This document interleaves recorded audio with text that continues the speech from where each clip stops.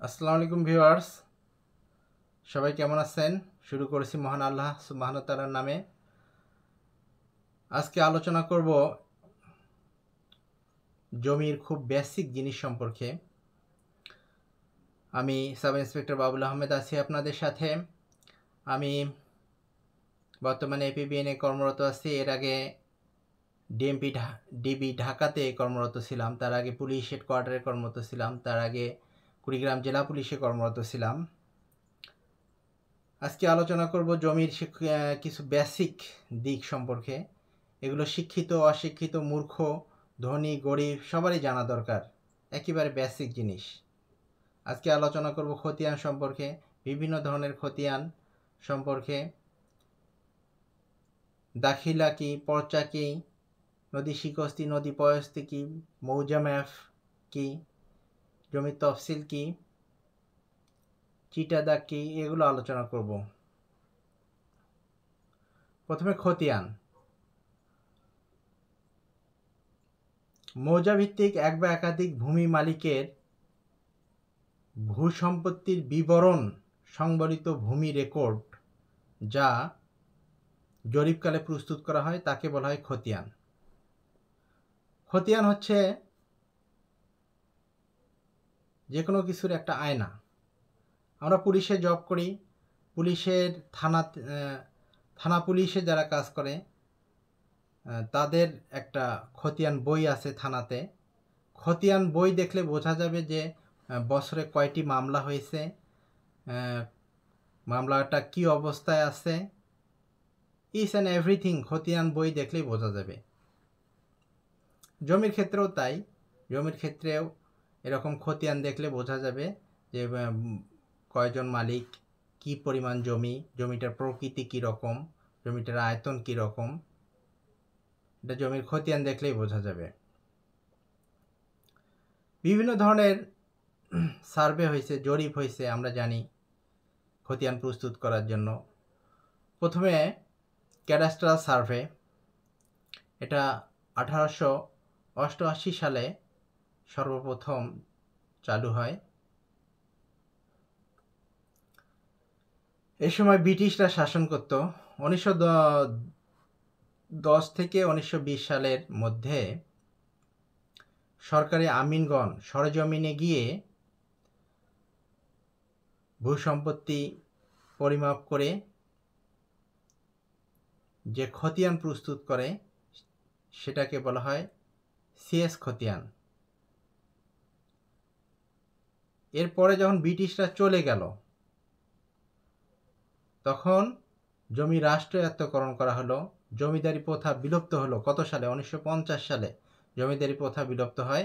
যখন জমিদারি প্রথা বিলুপ্ত হয়ে গেল তখন সরকার জমিগুলোকে রাষ্ট্রায়ত্তকরণ করলো, এস্টেট অ্যাকুইজিশন করলো। এই এস্টেট অ্যাকুইজিশন থেকে এসএ সার্ভের উৎপত্তি। সিএ সার্ভের পর আসলে হচ্ছে এসএ সার্ভে। সেখান থেকে যে খতিয়ান প্রস্তুত করা হয় সেটাকে বলা হয় এসএ খতিয়ান। এসএ খতিয়ান এইটা হচ্ছে ফাঁকিবাজি করছে তারা। এই সময় সরেজমিনে ভূমি না মেপে, ওই সময় সরেজমিনে ভূমি মাপা হয়নি। সরেজমিনে ভূমি না মেপে যে খতিয়ান প্রস্তুত করা হয় তাকে বলা হয় এসএ খতিয়ান। যেহেতু তারা সরেজমিনে যায়নি, পরিদর্শন করেনি, এই জন্য অনেক ভুল ত্রুটি এই খতিয়ানে থেকে যায়। এই ভুল সংশোধনের জন্য পরবর্তীতে আরএস খতিয়ান, আরএস জরিপ হয়, রিভিশনাল সার্ভে। এটাকে রিভিশন দেওয়া হয়, যেটা তো ঠিক মতো হয়নি। এটাকে রিভিশন দেওয়া হয়। তখন সরকারি আমিনগণ সরেজমিনে গিয়ে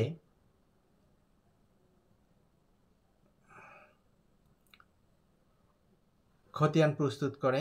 এটাকে বলা হয় রিভিশনাল সার্ভে, আরএস খতিয়ান। এই আরএস খতিয়ানে ভুল ত্রুটি কম। কারণ তারা সরেজমিনে গিয়ে জমিটা মাপছে এবং জমির খতিয়ান প্রস্তুত করছে। এরপরে হচ্ছে দিয়ারা জরিপ। দিয়ারা জরিপ অনেক আগে শুরু হয়েছে। দিয়ারা জরিপ সেই 1862 সালে দিয়ারা জরিপ শুরু হয়। দিয়ারা একটি ফার্সি শব্দ। আমরা জানি দরিয়া মানে সমুদ্র। এই সমুদ্র বা নদীতে কি হয়, চর জেগে ওঠে।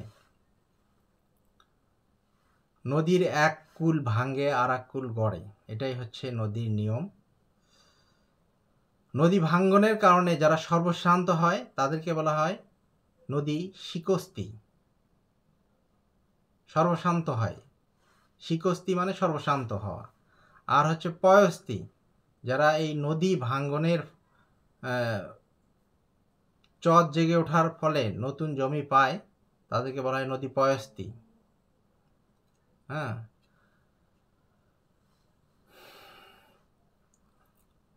নদী পয়স্তি, শিকস্তিরাই কিন্তু নদী পয়স্তি অন্তর্ভুক্ত। কারণ আগের যে মালিক, ধরেন আমার একটা ঘর ছিল, এটা নদী ভাঙ্গনের কারণে নদীগর্ভে বিলীন হয়ে গেছে। পরে আবার যখন চর উঠছে, হ্যাঁ, জমি, ওই জমি কিন্তু আমি ফেরত পাবো। এই যে আমি জমি ফেরত পাইলাম, এটাকে বলা হয় নদী পয়স্তি।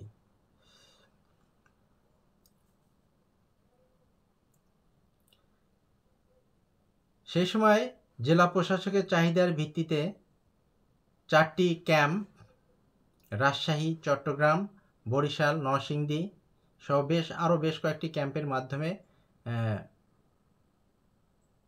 সুনির্দিষ্ট কিছু মৌজায় দিয়ারা জরিপ পরিচালিত হয়।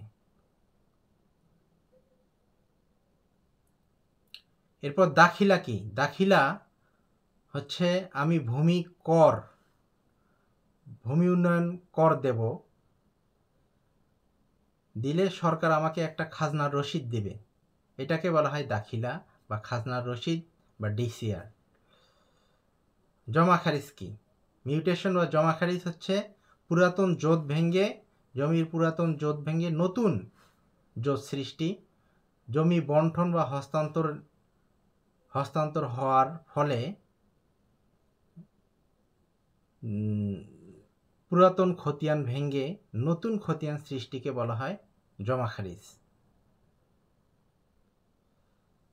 এরপরে পচ্চা কি? পচ্চা হচ্ছে জমি জরিপকালে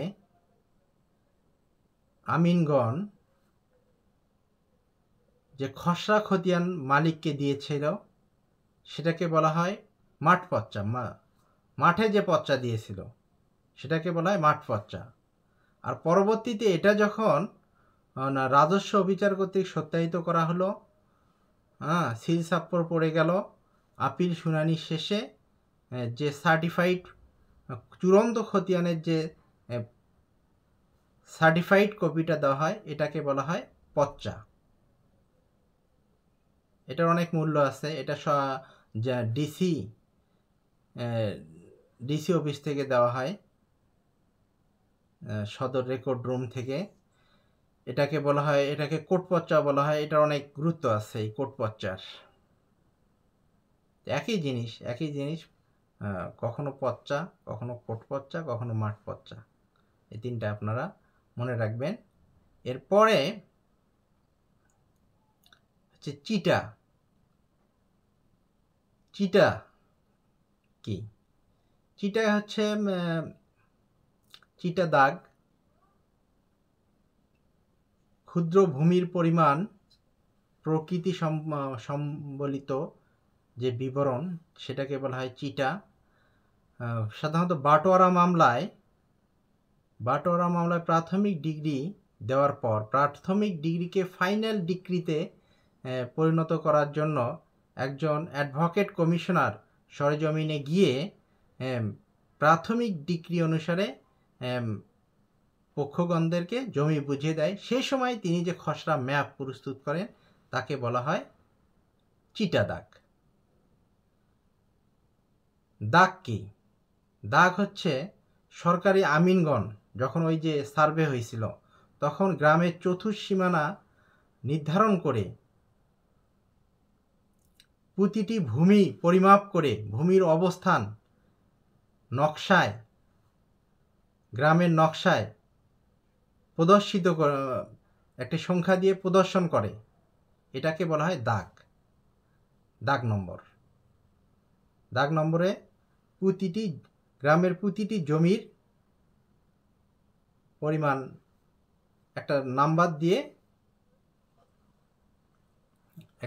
দিয়ে ক্রম অনুযায়ী নকশায় প্রদর্শিত করা হয়েছে।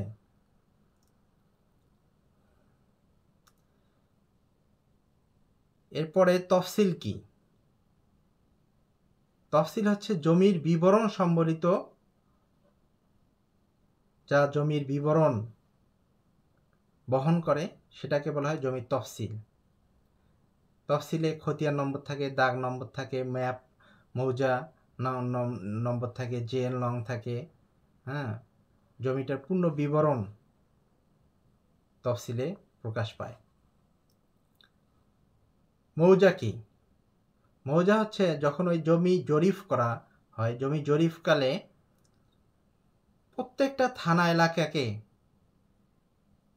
অনেকগুলো ইউনিটে ভাগ করে নাম্বার দিয়ে